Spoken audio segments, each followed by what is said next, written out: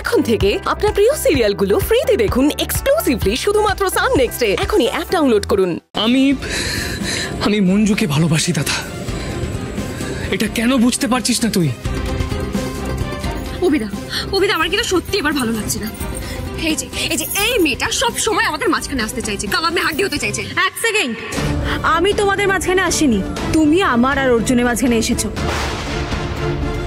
সুতরাং এই ক্ষেত্রে কাবাব মে হাড্ডি আমি না, তুমি।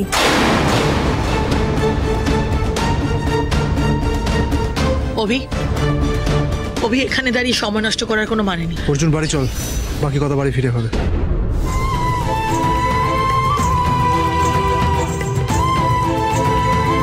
বাড়ি চলে অর্জুন।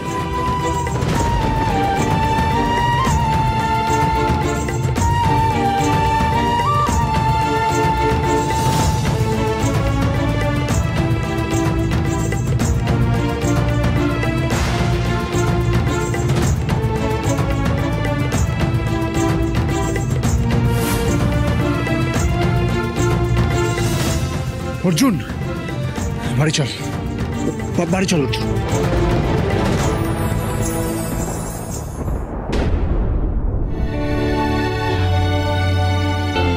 ঠাকুর তোদেরকে সেকেন্ড একটা চান্স দিয়েছেন, এর মানেটা বুঝলি?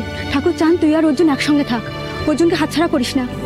না রে, অর্জুনের চোখ মুখটা দেখেছিস? কতটা মানসিক কষ্টের মধ্যে দিয়ে আছে ছেলেটা এমনিতেই খুব কষ্ট পাচ্ছে। আমি শুধু ওর কষ্টটা বাড়াতে চাই না। শুধু নয় রে, এটাই ঠাকুরের ইচ্ছা। তোর এখানে কিচ্ছু করার নেই, ঠাকুরের আর একটা ইচ্ছা আছে, দেখবি? এই দেখ, সুমনা দাসের social media account.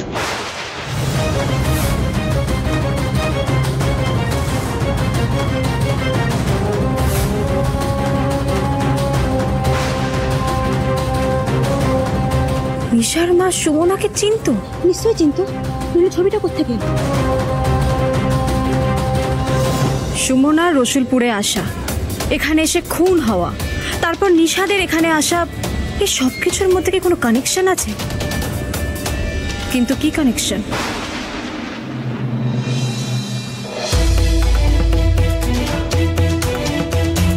সুমনার social media থেকে সন্দেহজনক এই একটা ছবি তো পেলাম।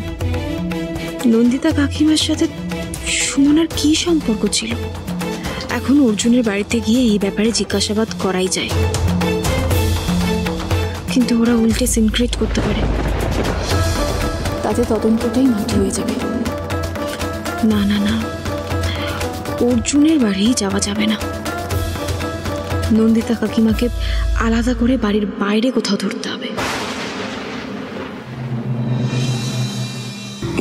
মঞ্জু, কাকিমা, বৌদি, এসো এসো, দাঁড়িয়ে কেন? এসো এসো। তুমি কবে ফিরলে? ও সমস্ত কথা ছাড়ো তো মঞ্জু, আগে বলো যে এটা হলো কি করে? কোনটা তুমি বুঝতে পারছো না? আমি বলছি যে অর্জুনের সঙ্গে নিশার বিয়ে, আমরা এটা মেনে নেব না? মানলেও মানতে হবে কাকিমা, আর তো কিছু করার নেই। কিছু করার নেই মানে দেখো, হয়তো আমাদের কিছু করার নেই, আমাদের কিছু বলার জায়গা নেই, কিন্তু তোমার তো বলার জায়গা আছে। না না, শোনো না, বলছি অন্য কারোর সঙ্গে কিচ্ছু কথা বলতে হবে না, তুমি শুধু অর্জুনের সঙ্গে কথা বলো। মঞ্জু, অর্জুনকে বোঝাও। মঞ্জু, তোমার কাছে আমি অনুরোধ করছি, আমার ছেলেটাকে অন্য কারো হাতে তুলে দিও না মঞ্জু। কাকিমা, জোর করে কিছু করা যায় না, এখানে অর্জুনেরও কিছু করার নেই। ওর দাদা এমন একটা সিচুয়েশন তৈরি করে রেখেছে, ও চাইলেও কিছু করতে পারছে না। এখন আমাদের দুজনের হাতে কিছু নেই কাকিমা, কপালে যা আছে তাই হবে। কি বলছো কি মঞ্জু? সবকিছু ভাগ্যের হাতে ছেড়ে দেবে নাকি? না কাকিমা, সবটা ছেড়ে দিচ্ছি না। নিশাদের পরিবারের বিরুদ্ধে আমি একটা ক্লু পেয়েছি, যদি সেটা সত্যি হয়, যদি সেটা প্রমাণ করতে পারি, তাহলে সব ঠিক হয়ে যাবে। তখন অর্জুনের সাথে আমারই বিয়ে হবে। তাহলে তার জন্য যা কিছু করতে হয় সবকিছু করতে আমরা রাজি আছি। আমরা তোমার পাশে আছি। কি করতে হবে আমাদের শুধু বলো। তাহলে শোনো কাকিমা, হ্যাঁ নিশা, হ্যাঁ। নিশার মা, নিশার বাবা, এই তিনজনের উপর নজর রাখতে হবে। আচ্ছা ঠিক আছে, হয়ে যাবে। আর শুধু নজর রাখো, বাকিটা আমি দেখে নিচ্ছি।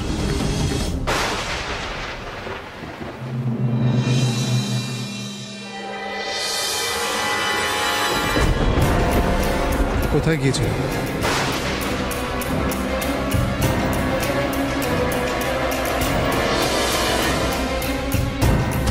একটা প্রশ্ন আমি একবারই করব, কোথায় গিয়েছিল?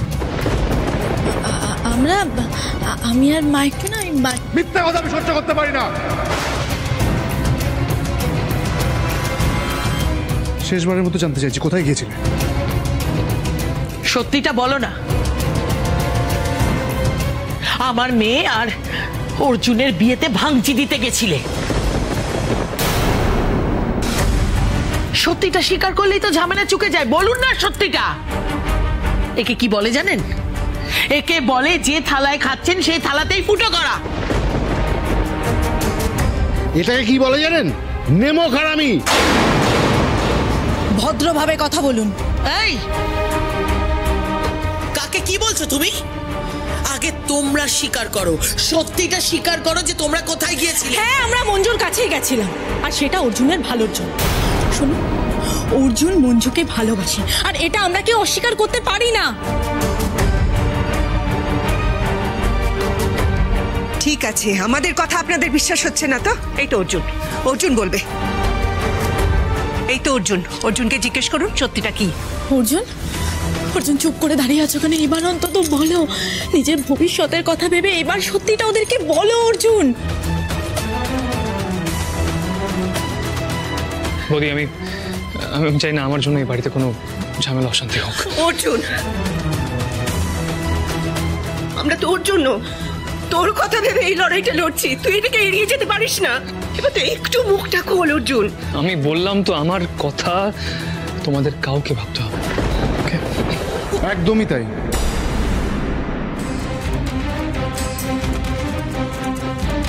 আপনি কি ওর আসল মা? এত কথা বলছেন যে? সৎমা সৎমায়ের মতোই থাকুন। ইতিহাস বলে সৎমায়েরা ছেলেদের খারাপই চায়।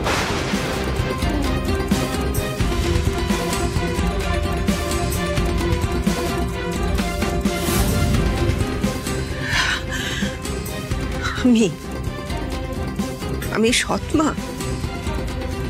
যেদিন থেকে বাড়িতে এসেছি আমি তো কোনোদিনও অর্জুনকে সৎ ছেলে হিসেবে দেখিনি। এরপরও আমি সৎমা। আরে অর্জুন, আমি তো তোকে কোনোদিনও সৎ ছেলে হিসেবে দেখিনি। আমি তো তোকে নিজের ছেলে হিসেবেই দেখেছি। বল।